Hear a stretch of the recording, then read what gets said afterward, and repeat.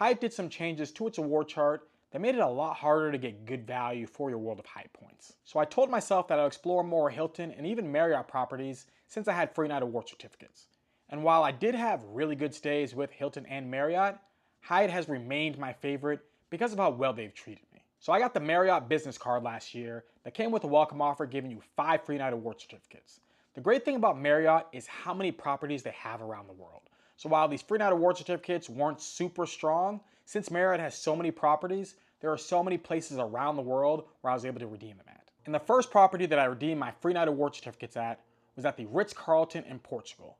I went to a wedding that was at this property for an old friend of mine, and this was the best wedding that I've ever been to. I remember when I got the invitation, seeing that it was going to be a destination wedding all the way across the world, being a little bit annoyed because while I do love to travel, when you are redeeming points and miles, it can be hard to have a specific day where you're trying to redeem those points to actually get good value from. But fortunately, things worked out the way that I needed them to, and I was able to get myself a business class flight over to Portugal and also redeem my free night award certificates to be able to stay at this property. And the staff at the Ritz-Carlton in Portugal has to be some of the best staff at any hotel that I've ever been to. It felt like a celebrity wedding. The staff treated all the guests like they were either Jay-Z or Beyonce. It was absolutely incredible. After this day, I wanted to see if there was more Ritz-Carltons around the world that I could be able to stay at for a reasonable amount of Marriott points. And unfortunately, there just isn't that many out there. You see, one of the big downsides about Marriott is just how many points they require to stay at some of their high-end properties. Fortunately for me, staying at this Ritz-Carlton property in Portugal, not during high season, didn't exceed 50,000 points, but if you look at many of the other Ritz-Carlton properties, they're going to be well over 50,000, maybe even closer to 100,000, which can end up making it really hard to get good value for your points. And not only does it require a lot of points to stay at these high-end Marriott properties, but also, I don't see what is even incentivizing people to be loyal to Marriott. Because when you look at Marriott's milestone and status ladder, it's not very good. I mean, you can just get Marriott's Platinum status by getting one of their top tier cards with American Express, but the benefits that you get from having that card isn't very consistent from property to property. And yes, you can go above Platinum status to reach Titanium status, but when I look at Titanium status as compared to Platinum status, it seems like a lot you have to do to get very little in value. And when it comes to the milestone benefits when you are trying to reach status with Marriott, I always find them comical because a lot of people say that they choose to earn more elite nights as one of the benefits as compared to the other options that are out there because the other options are just so bad. So while Marriott does have a lot of cool top tier properties, they're going to require a ton of points, and when it comes to trying to stay loyal to Marriott, you're just not going to get that much for being loyal to Marriott. Hilton was the one that had me first questioning Hyatt and almost made me jump off the bandwagon. Last year when I stayed at the Conrad in Osaka, I really liked that property. The staff treated me very well, and while Hilton hotels do require a lot of points to stay at, Hilton points are not very hard to come by. I also stayed at the Hilton Tokyo, which I think people would say is comparable to the Hyatt Regency in Tokyo, but I like the Hilton Tokyo better. The breakfast that was offered at the Hilton Tokyo was great, and all I needed was gold status for my American Express Platinum card to be able to get myself the free breakfast. I do think that the Hyatt Regency in Tokyo is visually better, and also when I stayed there, they were doing some construction, so that could affect why I feel that the Hilton Tokyo was a little bit better than the Hyatt Regency Tokyo. But if you happen to be going to Tokyo and you want to go visit Shinjuku and some of the other popular areas in the city, then the Hilton Tokyo is a property that I would recommend to stay at. Now, while my stays at these Japanese Hilton properties were nice, there are some other Hilton properties that I stayed at that were kind of crummy. You see, when it comes to the middle and low end properties and you're comparing Hilton and Hyatt, you can clearly see that Hyatt is better. Now, maybe some of you have stayed at bad Hyatts, but I've never stayed at a Hyatt property that's felt run down. Not all of them are super luxurious properties, but they're always well kept and they feel like good properties to stay at. But there were a couple Hilton properties that I stayed at last year, coming from Hyatt properties, that I felt like were kind of trash. I mean, one of the Hilton properties that I stayed at with my brothers had the bathroom door with the doorknob on backwards, meaning that if you were on the outside of it, you could lock the person into the bathroom, but the person who was in the bathroom had no ability to be able to lock the bathroom door. This is something that I don't think would happen at a Hyatt property. Another Hilton property that I stayed at had the toilet making noises, and when I told the staff, they sent someone up to fix it. I left, came back, and the toilet just still kept on making noises. I feel like if I was staying at a Hyatt property, they probably would have moved me to another room until they actually fixed this problem.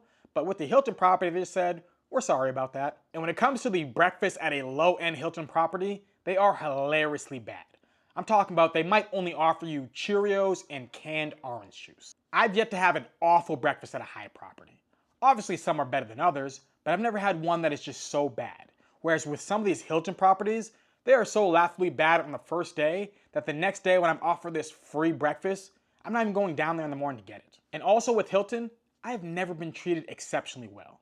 I've been treated really good, but when it comes to being treated exceptionally well like I was at the Ritz-Carlton in Portugal or the many different Park Hyatts I've stayed at, I've never had that type of service at a Hilton property. What's making me stay loyal to Hyatt is that they have really nice properties that treat you exceptionally well, and although their points in their reward chart have changed and they're not as valuable as they used to be, they still are more valuable than the other programs out there.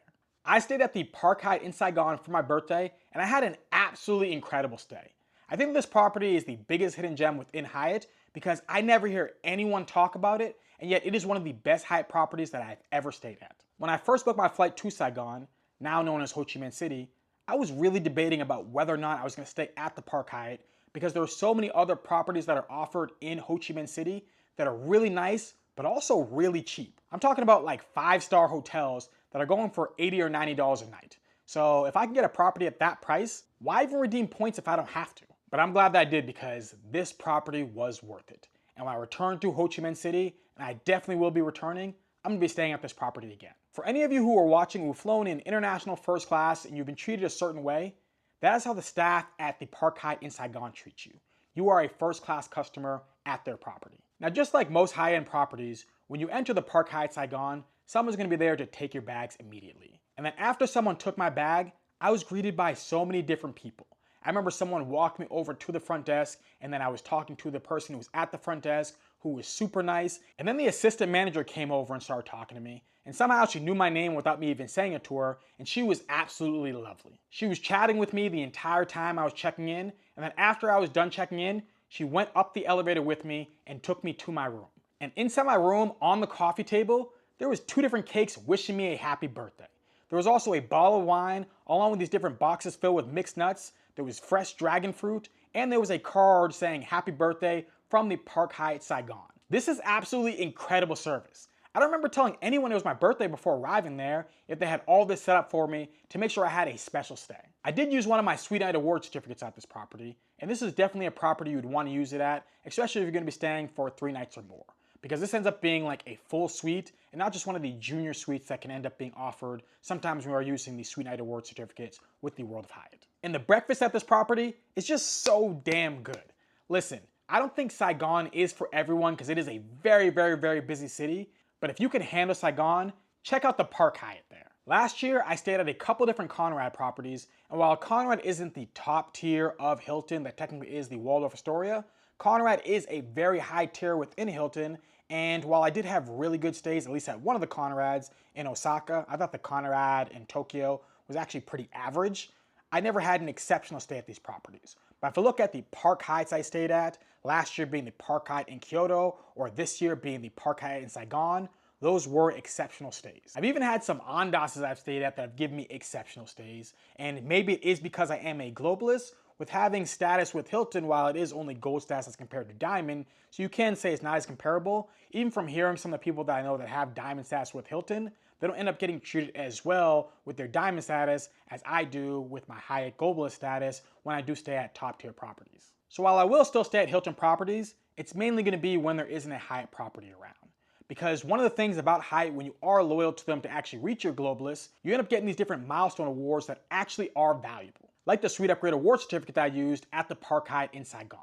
Being able to get yourself a guaranteed suite when you do see it available at the time of booking is an absolutely incredible perk that you get when you are loyal to the World of Hyatt program. I see people online bragging when their Marriott Upgrade Award certificate actually ends up getting accepted, but I know that these people the entire time before that had no clue and were just praying the entire time that they could actually get the room that they wanted to get. But with the World of Hyatt, I can book this room a year in advance, see that there's a suite available at that time of booking, and be able to book that suite and know I'm going to get that room when I end up showing up to that hotel. No prayers or wishing or having to tip the front desk person $20 hoping that they give me an upgrade. I get to book the room that I want when I see it's available. I will say that the cool thing about Hilton is that just getting the Hilton Surpass card is all the loyalty that they really want. And the Hilton Surpass card isn't very expensive to get. $200 to be able to get yourself free breakfast for all the different days when you are traveling internationally, or getting yourself a credit when you are going to be traveling domestically, is a really good benefit from getting the card, and there also ends up being all these different credits that also come with the card. And you could get yourself the Aspire card or get yourself the American Express Platinum card. Both of these cost more, but if you just end up getting the Hilton Surpass card, that can end up being good enough to give you a ton of value with Hilton. Whereas with Hyatt, you do have to actually be loyal and put in the work. And most people do not want to put in that work. But if you do put in that work, you can get awards like Club Lounge passes when you reach 20 elite nights. Now, if you're traveling throughout the US, there doesn't tend to be very many club lounges, but if you go overseas, especially to properties in Asia, there are many different club lounges, and some of them will offer a ton of different food options that can cover your entire dinner. And then when you reach 30 elite nights, you get a free night award certificate for a 1 to 4 category property.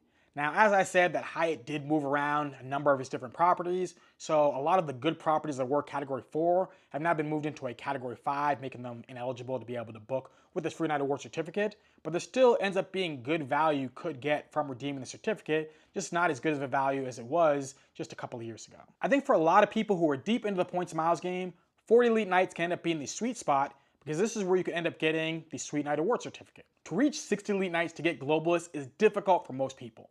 But to reach 40 elite nights for people who do like to travel and are deeper into the points and miles game, I find it is achievable. And at 40 elite nights, you get a Sweet Upgrade Award certificate.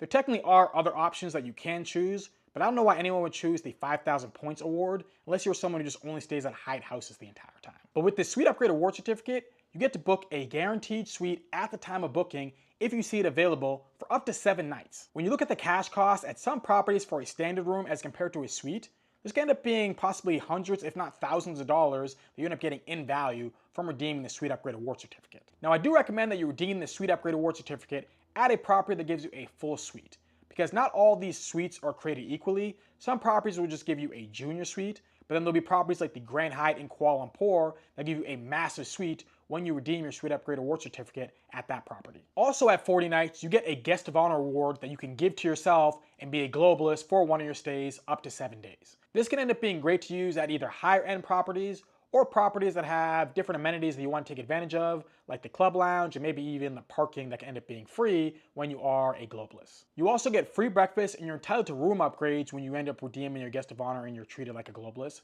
So some people might want to use this when they stay at the Park Hyatt in New York that has a super expensive breakfast, but there may end up being other people who might want to use this at, say, the Grand Hyatt in Taipei, where you have better odds of getting upgraded. Also, there has a huge selection when it comes to breakfast and a nice club lounge that ends up having a lot of options for you to be able to eat at. So while there are other upsides with Marriott and Hilton, I just find Hyatt to be the best of the bunch. Hyatt is one of the only hotel programs that it makes sense to transfer over your transferable currencies to, because there are different properties that you can end up redeeming them at to get yourself really good value. If you can be loyal to one program and you want to get the best value for your points and be treated the best, then Hyatt is the way to go. But hopefully you enjoy this video. Let me know in the comment section down below, what is your thoughts about Hyatt? Are you someone who thinks that I'm just too much of a Hyatt fanboy and you like Hilton or Marriott better? Or do you think that Hyatt is the program to be loyal to? Now, if you happen to have any questions about Hyatt, you can drop it down in the comment section down below. I'll do the best I can to answer it. If you happen to be interested in any cards, check out my links in the description box to learn more. If you do decide to use any of my links, it does really help out the channel, and I'll be incredibly thankful for your support. If you want to become a Points and Miles booking expert, go to pointstravel101.com to purchase my course. After completing my course, you will feel confident with booking business class and first class flights all over the world. If you happen to really like this video, do me a favor, hit that like button, hit that subscribe button, share this video, and have a beautiful rest of your day.